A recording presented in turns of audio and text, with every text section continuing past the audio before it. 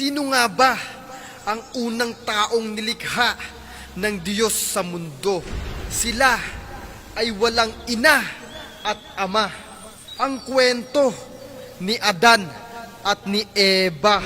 Noong hindi pa nagawa si Adan alayhis salam, ipinaalam ng Allah subhanahu wa ta'ala at sinabi niya sa mga anghel na gagawa siya ng mga tao upang maging mamumuno dito sa lupa.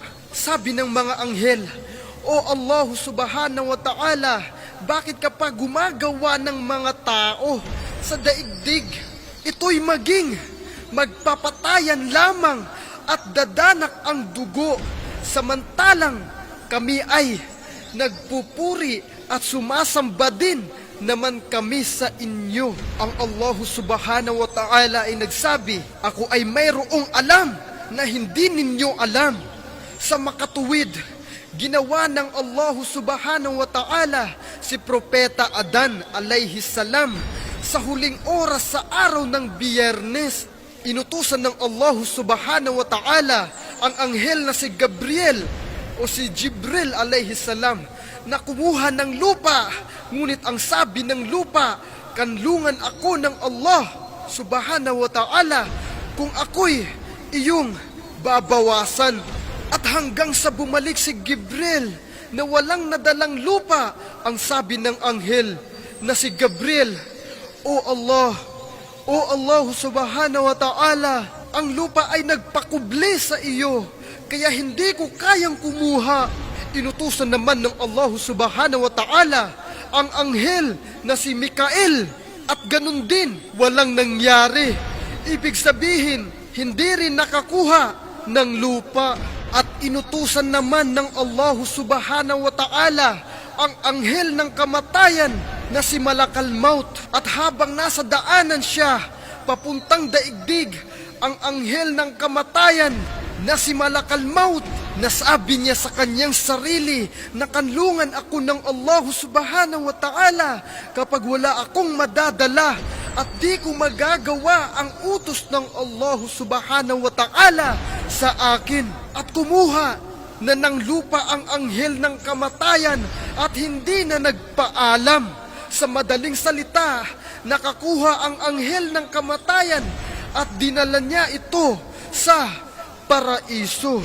Hanggang sa ginawa at binuo ng Allah subhanahu wa ta'ala ang katawang lupa ng propetang Adan alayhis salam sa sariling kamay mismo ng Allah subhanahu wa ta'ala.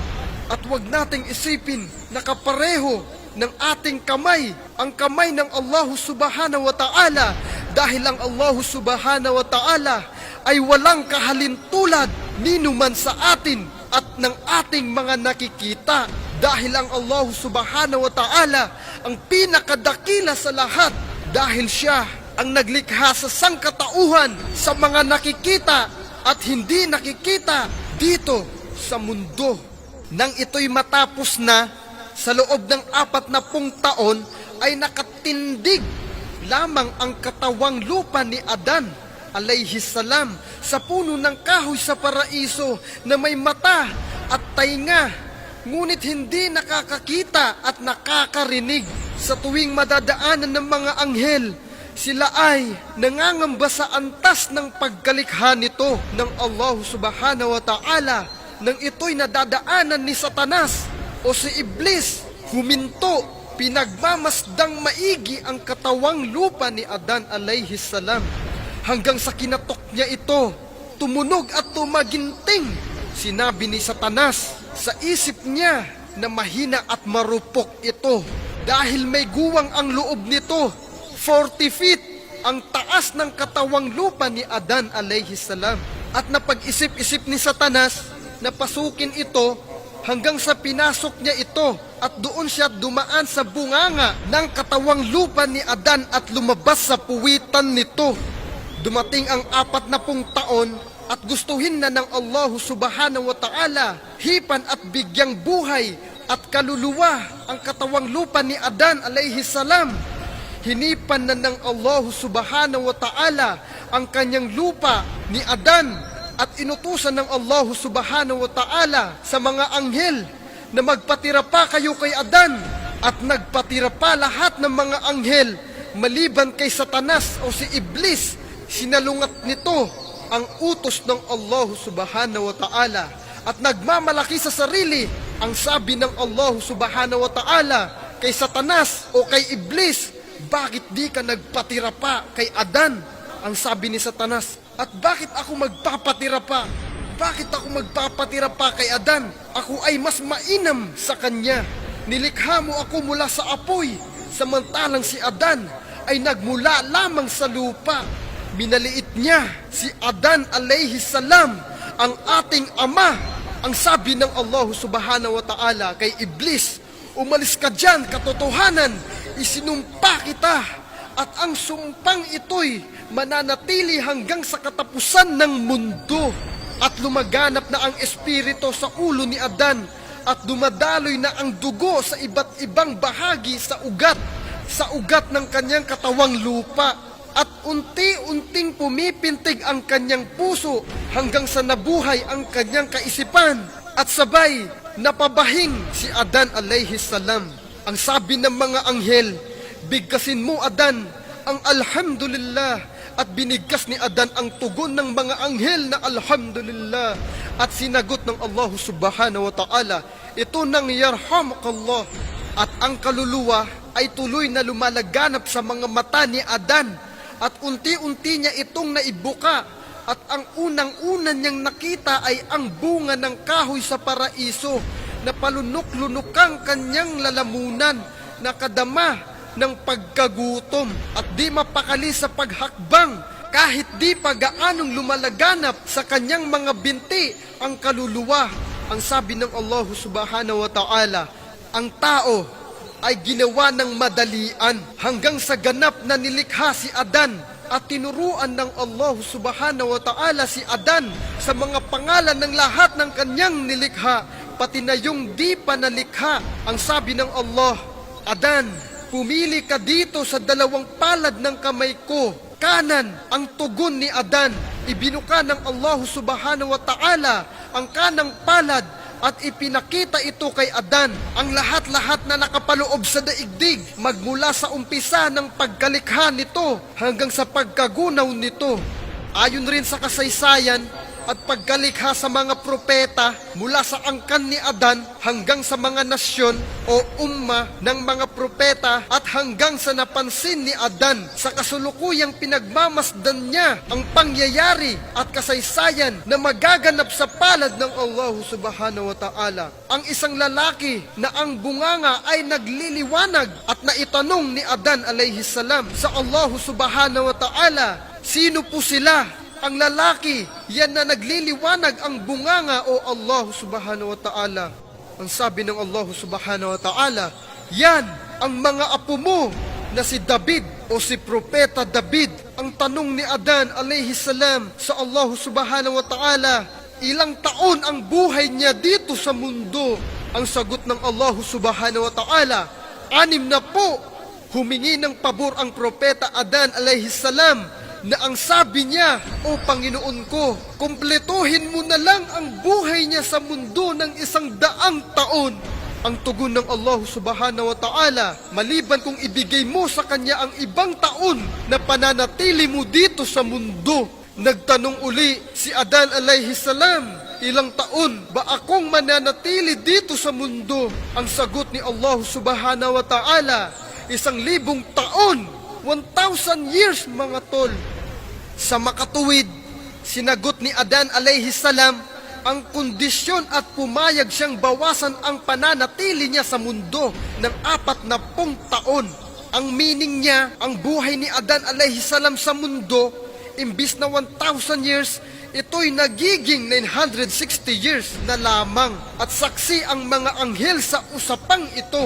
Ang sabi ng mga anghel, O Panginoon, O Allah subhanahu wa ta'ala, kayo po ay banal dahil wala kaming alam maliban kung kami ay inyong tuturuan. Sabi ng Allah subhanahu wa ta'ala, Adam, sabihin mo sa mga anghel ang lahat ng pangalan ng nasa loob ng santinakpan, universe, hanggang sa sinabi ni Adam alayhi salam ito sa mga anghel. Ang sabi ng Allah subhanahu wa ta'ala, di ba sinabi ko sa inyo, ang alam ko ay hindi nyo alam.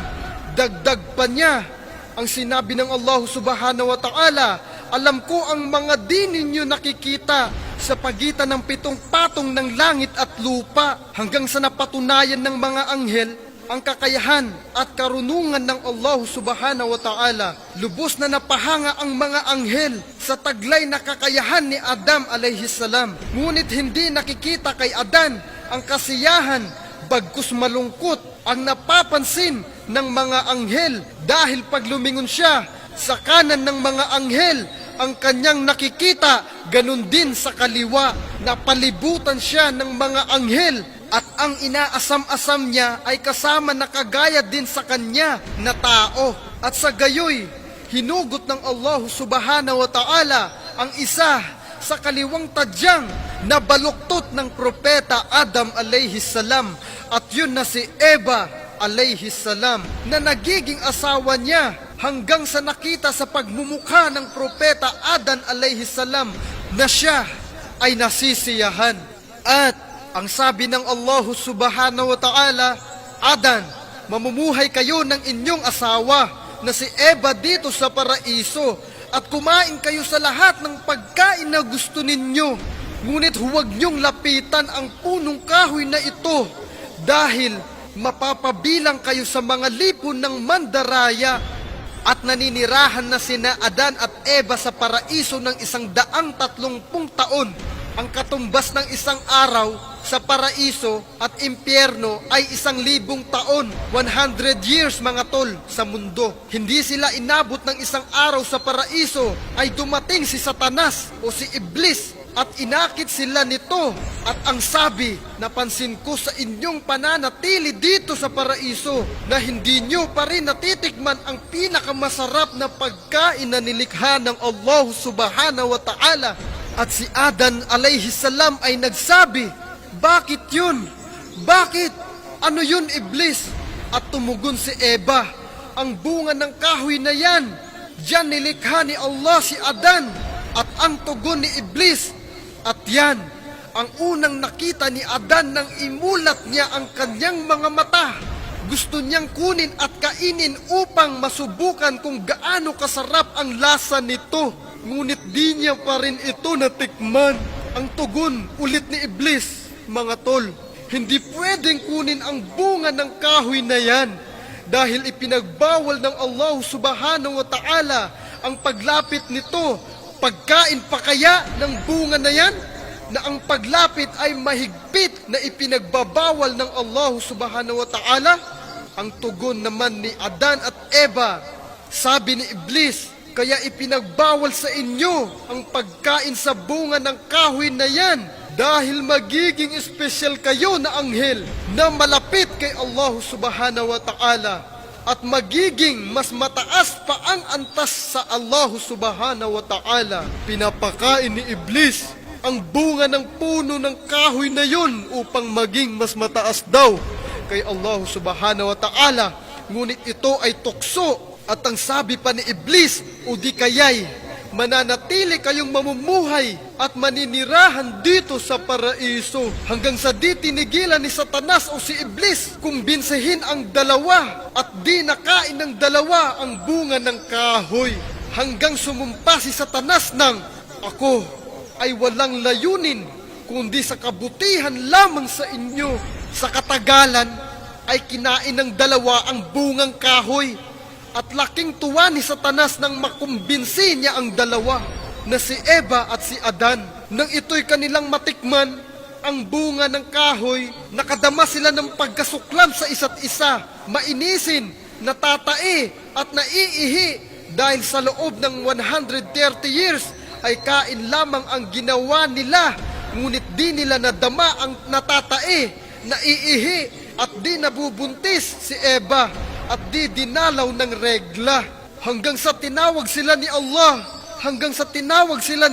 subhanahu wa ta'ala, na ang sabi ay, o Adan at Eva, di ba ipinagbawal ko sa inyo ang paglapit sa punong kahoy na yan? Ang sagot ni Adan at Eva, O Allah, O Allah subhanahu wa ta'ala, dinaya namin ng aming sarili. Kung di mo kami patatawarin at kahabagan, kami ay nasa hilira ng mga lugi at talunan.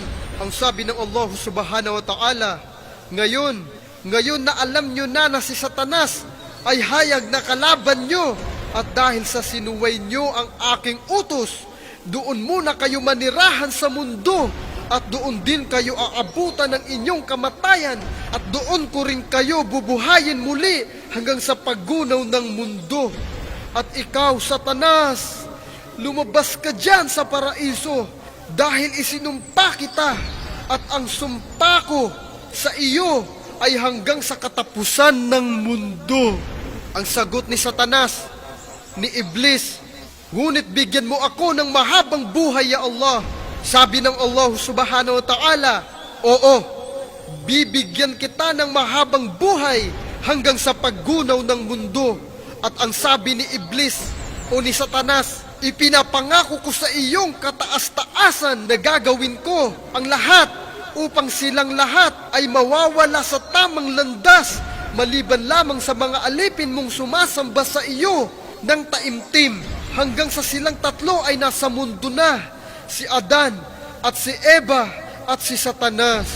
Sina Adan at Eva ay sumasamba sa kaisahan ng Allah subhanahu wa ta'ala, at humingi sila ng kapatawaran sa nalabag nilang batas ng Allah subhanahu wa ta'ala, at sila ay pinapatawad din ng Allah subhanahu wa ta'ala, dahil ang Allah subhanahu wa ta'ala ay higit na mapagpatawarin at higit na mahabagin. Kaya tayo ay manumbalik sa Allah subhanahu wa ta'ala, dahil maraming Satanas na nakapalibot sa atin at sumasamba sa iba't ibang mga Diyos na hindi naman tunay na Diyos.